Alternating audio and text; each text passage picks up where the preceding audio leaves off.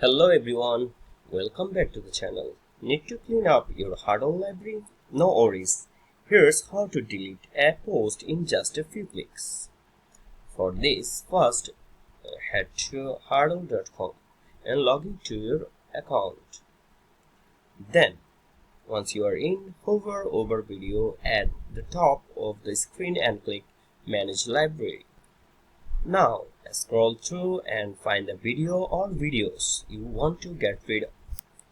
Now, click to select one or hold down Shift and click to select a whole group at once. Easy. Got everything selected?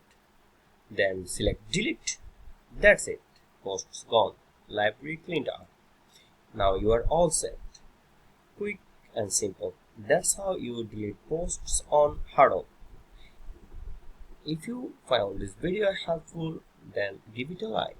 If you want more Hudl tips, then subscribe our channel.